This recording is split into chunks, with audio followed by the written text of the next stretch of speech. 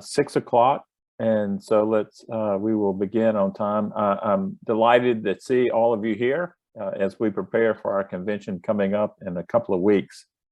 I thought that I would begin this with prayer and then turn this over to either Karen or Allison. Allison, are you running the meeting? I can, but Karen's up first. Okay. All right. Well, let's begin with prayer. The Lord be with you. Let us pray. Direct us, O Lord, in all our doings with thy most gracious favor, and further us with thy continual help, that in all our works begun, continued, and ended in thee, we may glorify thy holy name, and finally, by thy mercy, obtain everlasting life, through Jesus Christ our Lord. Amen. All right, Karen. All right. So I am on to talk about the practice ballot. So everyone should have received an email this morning that came from the Episcopal Diocese of Louisiana that said you're invited to vote in practice ballot for 185th convention or something like that. And when you opened it, you would have had a link, and if you click the link, it would have taken you to a ballot. And the choices you would have two things to vote on. The first one would have been, what is your favorite season? And that was to familiarize yourself with, if you only have, when we're voting on the elections, some elections are, you can only vote for one person, some are two, and some are four. So that would familiarize yourself with choosing just one. And then the second question was, what is your favorite ice cream flavor? And that will help familiarize you with if you have to select 4 people. So we will bring you the results a little bit later. However, if you did not receive your ballot, please email me. That will help. We have a couple of weeks before, so we can kind of smooth out anything, make sure you get your ballot, everything like that. So I'm going to put my email address in the chat. Oops, hold on just 1 second. Yeah, that just did it for you. Yeah, oh, thanks. So a couple of things. Only one email address per delegate. Once your email is used, that email cannot be used for another person to vote. So almost everyone has a unique email address. There were a few that were duplicates. So I think we're trying to work through that right now. And you will need a smartphone or a tablet to connect when we're in the convention hall. So make sure you bring one of those that can connect to the internet. Okay. Any questions? Okay, thank you. Hi, everyone. I'm Allison Reed, and it's great to see you all. We are looking forward to seeing you all in just 2 short weeks. And since it's been a while since we've been able to gather in person for convention during the pandemic, I just wanted to go through a few details as you make your plans to attend. So hopefully everybody that needs a hotel room has gotten their hotel. Our hotel block is going to be at the Renaissance Baton Rouge, a Marriott property, and that's located very close to the Mall of Louisiana at the Bluebonnet exit, and it's about 6 miles from Episcopal School. So when you get over to the school, we have tried to arrange conventions so that we've grouped our spaces as closely together as possible to make it easy for you to navigate around campus. We'll have a link to the campus map for you, and then we'll also have a lot of signage on campus directing you to all of our locations. So the first thing, when you arrive at the school, we'll have signs to direct you to park in the large high school parking lot, which is located near the main gym and the main field. And it's one of the primary parking lots that you'll notice on the campus map. Then from the parking lot, just follow the signs up through the breezeway to go to the library for registration, and Joy will meet you there. And then the chapel, which is the first part of our convention, is located just beyond the library. So that will all be in a row. Our other convention spaces are located directly across the courtyard from the library. Our main convention hall is going to be located in the school's Visual and Performing Arts Center. They call this beautiful new building the VPAC, is the short for that. And then next door to that, we'll have our hearings located in their beautiful new STEM building, a science, technology, engineering, and math building called the Quest Center. And then just beyond that, in the courtyard, you'll notice the tent, which we'll have for our evening reception. So everything is very concise. Once you are on campus, I think you'll find it easy to get around and find everything.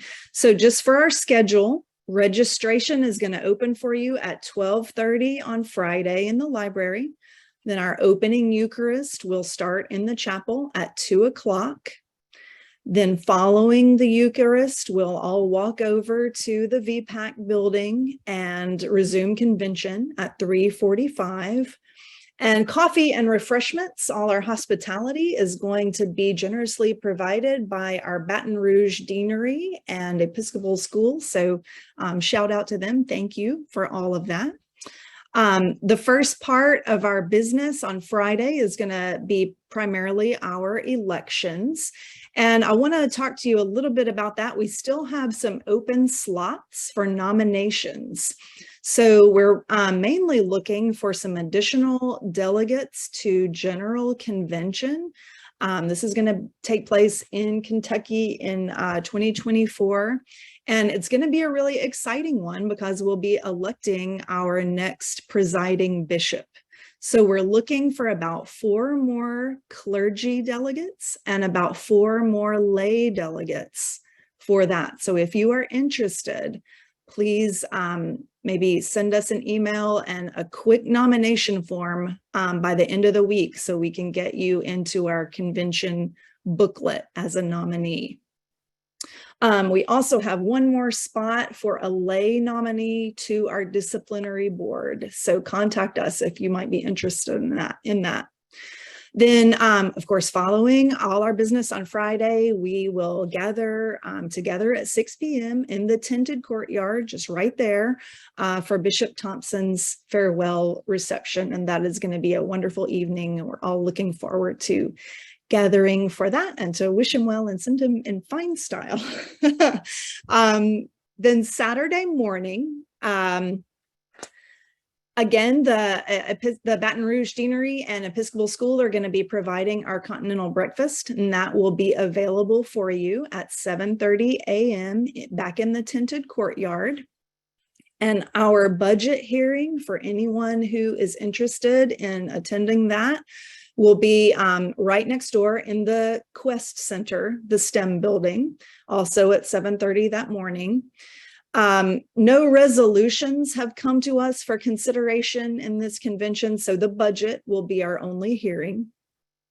Then we will convene together at 8:30 for morning prayer back in the convention hall, and that is going to be led by student officiants from Episcopal School.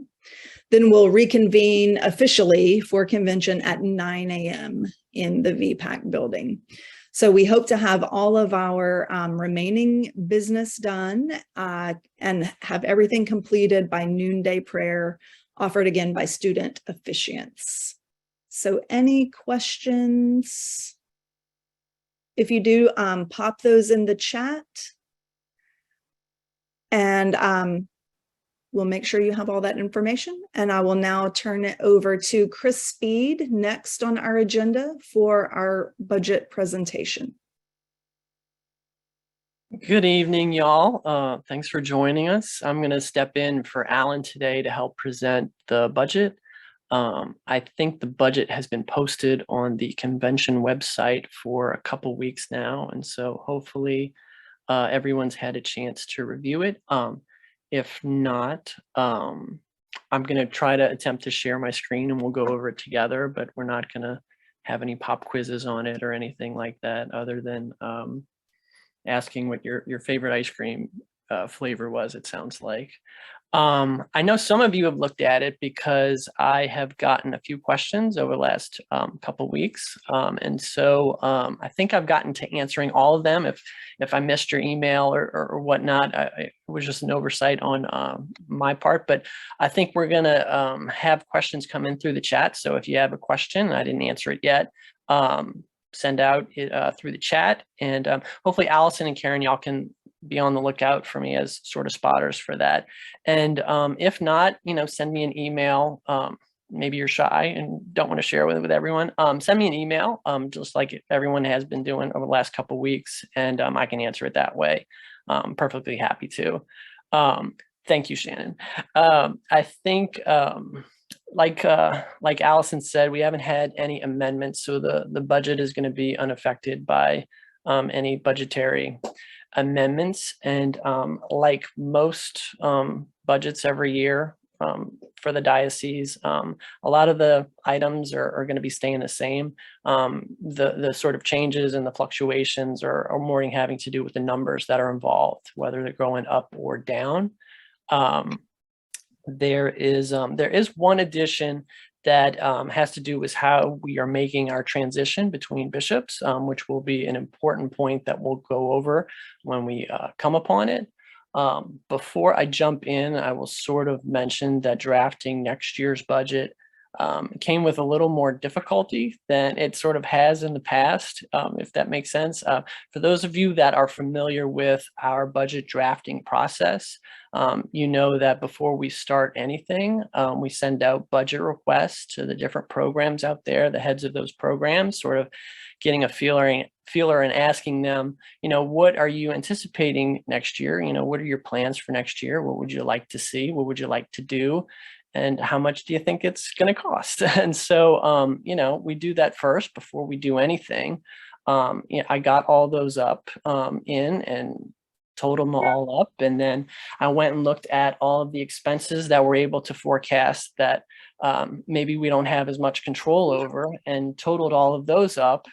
And we began the first draft with a deficit of something like $250,000 or so in the red, which is we've had big deficits, but never quite as sort of big as this as a starting point. And so a lot of discussion and a lot of thought has been put into getting the draft to where we are now, which, if you're the kind of person who can't stand, reading a novel without jumping to the back and seeing how it ends. We were going to have a planned deficit close to the projected deficit that we had for 2022. So we're sort of where we are prior year. If I can figure out how to share my screen, we can hopefully go over it together. So let's see. All right, did that work? Karen, Shannon. Oh no, there we go. Thumbs up, does that work? And can you see my cursor if I wave it around? Okay, so I can highlight stuff and not look dumb. Okay, so if we'll sort of jump into it, as most of you know, revenue comes from two sources.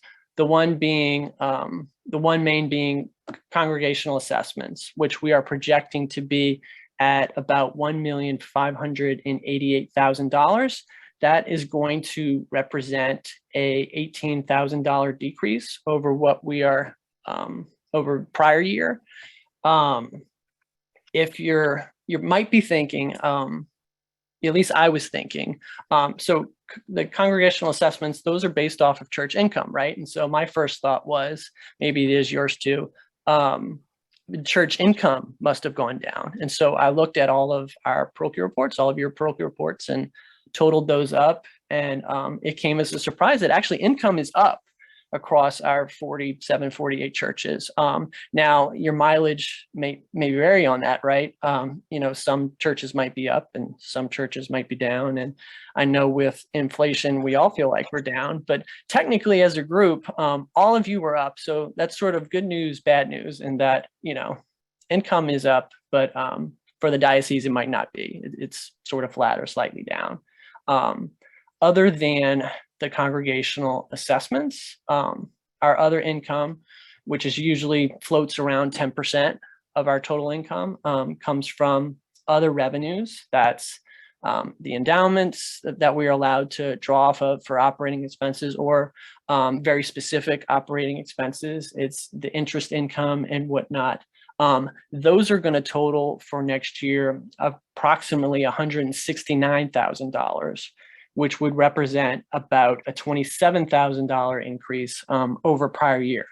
But 36,000 of that is going to be associated with line 14 here, which is the 2605 St. Charles Avenue property, which y'all might know is the bishop's condo.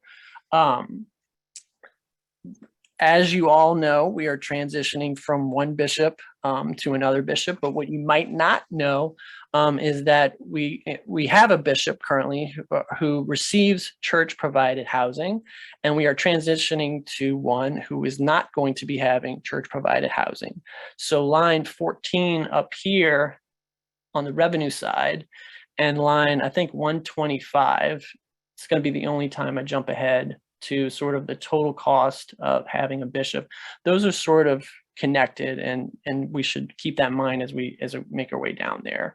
Let me get back to where I started. I've never personally thought about this, but if you think about it, a large part of Bishop Thompson's, and I'm sure if we went back to the previous budgets, even then, Bishop Jenkins's budget, Bishop Jenkins's compensation, but a large portion of our bishops' compensation, if you think about it, has never really been part of the EDOLA operating budget. It's been absent from our, this portion has been absent from our operating budget because it's essentially a non-cash event. And for 2023, it's going to be introduced essentially. So it's just a quirky thing that maybe I'm the only person in the room that excited about it, or just wondering about it. As I've mentioned, we're the bishop's condo next year is not going to have a bishop in it. And so, that obviously brings up sort of the question is like, well, what do you do with it? One choice you can make would be to, sell the condo and take the proceeds and throw them at the board of trustees and throw them into the endowments and the pooled investments and invest them and take out a reasonable percentage, 4% or 4.5% or whatnot, and have that be part of the operating budget revenues. Or maybe you're kind of like a real estate person and you're love real estate, and you would look at the a property on St. Charles as being a strategic asset and something that the diocese might want to hold on to, whichever I guess your investment preferences are. Right now, we are at least budgeting for retaining that property and renting it out and generating rental income. I don't think, and y'all will correct me, Shannon, but I don't think the executive board has made a final vote or decision on it. But just for budgeting purposes and forecasting, we're going to forecast that we're renting it for next year. All of that together brings us a increase of revenue of approximately $9,000, which, depending on how your brain I guess computes numbers, whether your brain wants to take that 36 out or keep it a part of it. But at least on paper, we are increasing the revenue by approximately $9,000. If we move on to the expense side, the first thing that comes up is the chaplaincies. The chaplaincies are budgeted to go increased spending of approximately $22,000. A big portion of that is going to be related to insurance premiums increases, which I know like 47 of our 48 churches can relate to having their insurance premiums increased as we're sort of dealing with the repercussions of Ida 12 months ago.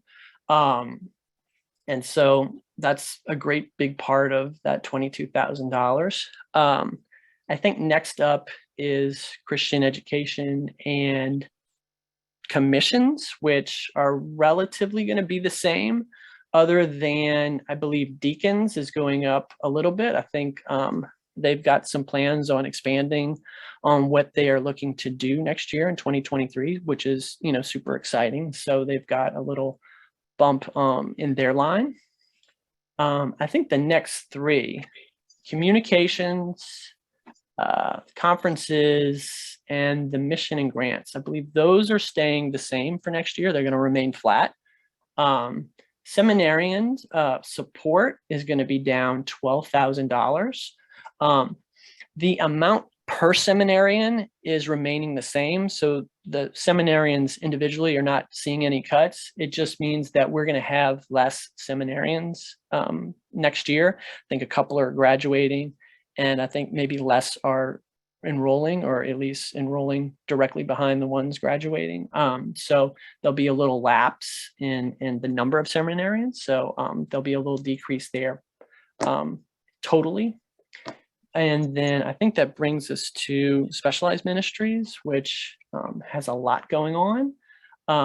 One, addiction recovery ministry is seeing a little bump to reflect the activities that they're doing. And then inclusive is also seeing a bump increased as they're sort of expanding on what they're doing out there. And then there's a huge drop for Hispanic ministries. We had a church partner who was sharing that cost with us next year. And this church anticipates that they will not be able to continue that cost share. And so the operating budget, as we sort of talked about briefly, is in a deficit. And so we will not be able to continue that. It's not in a place where we can absorb 100% of that cost right now. It would essentially be like adding a fourth chaplaincy, sort of the size of that, what that program would be. However, it's my understanding that we are actively exploring other options on finding a way to get that funded for 2023. Letters have been written and calls have been made for outside funding or underwriting, but there's nothing definite that I can report to you today, other than it won't be funded by the operating budget.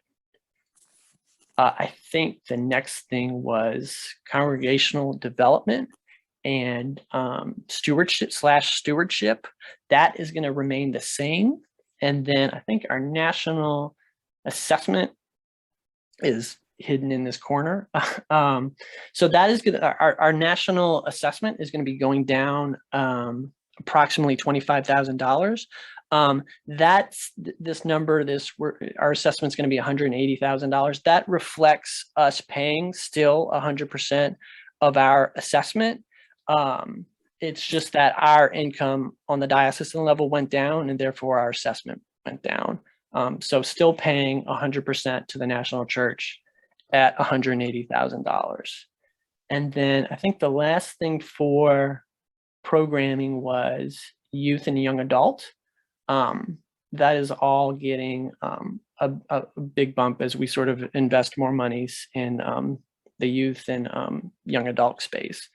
That includes sort of the programming portion of expenses. I think all that's left is the total diocesan center budget, which is salaries and insurance and the office operations. So I think we've sort of talked about the bishop's compensation.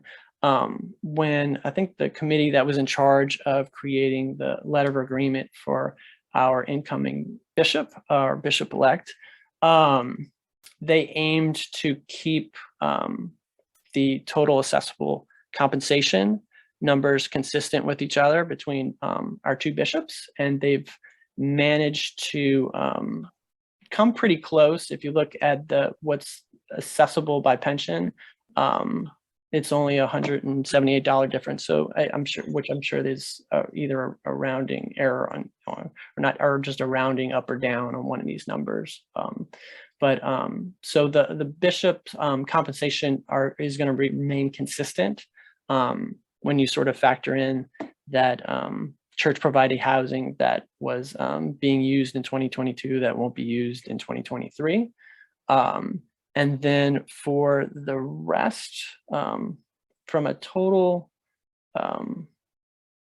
diocesan center number is approximately $64,000 increase in expenses, which, as we sort of talked about, part of that is just how we allocate or how the bishop's compensation shows up. So this is another number that depending on how your brain processes numbers, whether you want to look at it as, is it $64,000 increase in expenses, or do you net it out with this new revenue line that is going to be coming through, to where if you netted out $36,000, it might more be like a $28,000 increase if you're sort of comparing it to where it was last year. So depending on how you sort of calculate numbers in your head, that remaining amount is going to be mostly a 3% cost of living adjustment for the non-bishop salaries,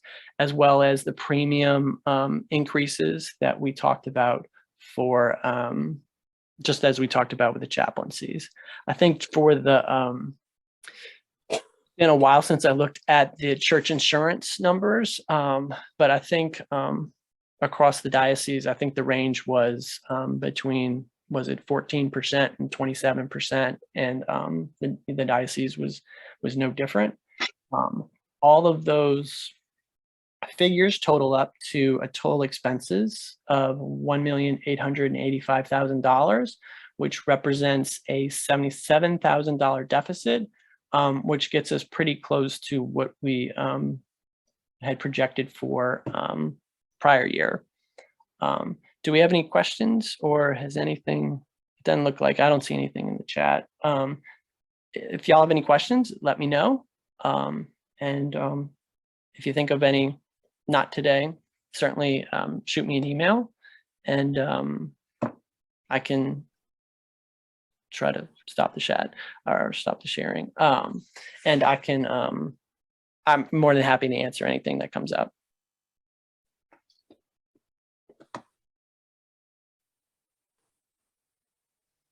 A couple of people have said they will email you directly. Perfect. That sounds more than, yeah.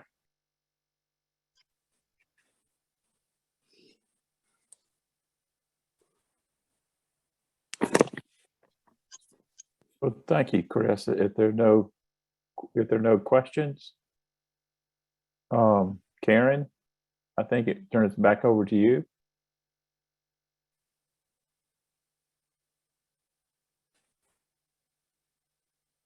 I am sorry, I put myself on mute. Let me look at the results. Give me 1 second. Let's see. All right. Your favorite season is by a landslide autumn, with spring rounding out with summer, and then winter. Winter was way down at the bottom. You can tell we are warm-blooded people. We love our summer and nice weather. Okay, so your favorite ice cream flavor is, the top 4 is chocolate, vanilla, salted caramel, and cookies and cream. Everybody's least favorite is strawberry, and I agree with you. So that is the results on the election. Are there any questions or comments?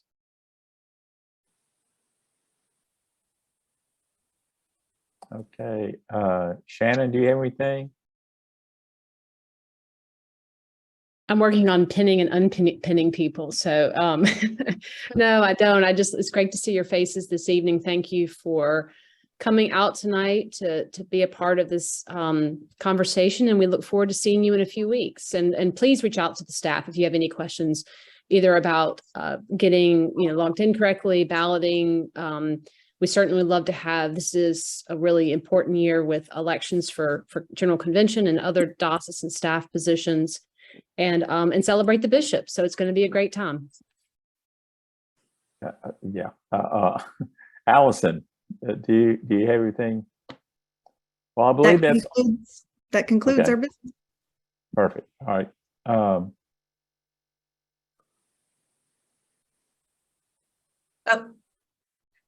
Okay, I can answer. Hey, Father Ralph, I mistakenly put out the October 18th as it's a wrong date. It's just today. I apologize for that. Okay. Father Ralph asked if we're having a pre-convention meeting on October 18th. Okay. Well, if that's it, thank you again. So go in peace to love and serve the Lord. Thanks be to God.